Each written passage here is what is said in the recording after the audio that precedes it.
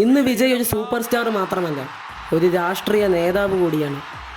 പക്ഷേ അദ്ദേഹം രാഷ്ട്രീയത്തിലേക്ക് വരുന്നതിന് മുമ്പ് ചെയ്തൊരു കാര്യമുണ്ടായിരുന്നു. അതാണ് അദ്ദേഹത്തെ ലക്ഷക്കണക്കിന് ആളുകളിലേക്ക് എത്തിച്ചത്. പലരും കരുതുന്നത് വിജയ് സിനിമയിൽ വിജയിച്ച ശേഷം നേരെ രാഷ്ട്രീയത്തിലേക്ക് വന്നെന്നാണ്. പക്ഷെ സത്യം അതല്ല.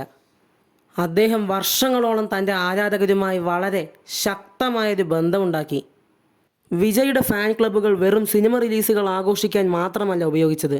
രക്തദാന ക്യാമ്പുകൾ, വിദ്യാർത്ഥികൾക്ക് സഹായം, ദുരിതകാലങ്ങളിൽ ജനങ്ങൾക്ക് പിന്തുണ, ഇത്തരത്തിലുള്ള നിരവധി സാമൂഹിക പ്രവർത്തനങ്ങൾ അദ്ദേഹത്തിൻ്റെ ആരാധക സംഘടനകൾ നടത്തി.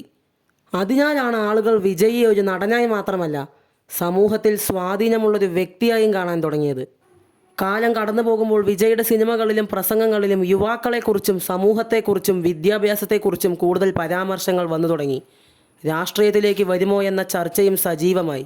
അങ്ങനെ അവസാനം 2024 വിജയ് തൻ്റെ രാഷ്ട്രീയ പാർട്ടി പ്രഖ്യാപിച്ചു.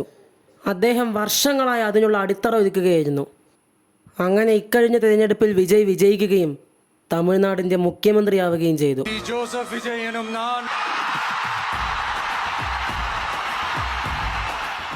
അപ്പോൾ രാഷ്ട്രീയത്തിലേക്ക് വരുന്നതിന് മുമ്പ് വിജയ് ചെയ്ത ഏറ്റവും വലിയ കാര്യം ഒരു പാർട്ടി ഉണ്ടാക്കിയതല്ല, ജനങ്ങളുടെ മനസ്സിലൊരു സ്ഥാനം നേടിയതായിരുന്നു.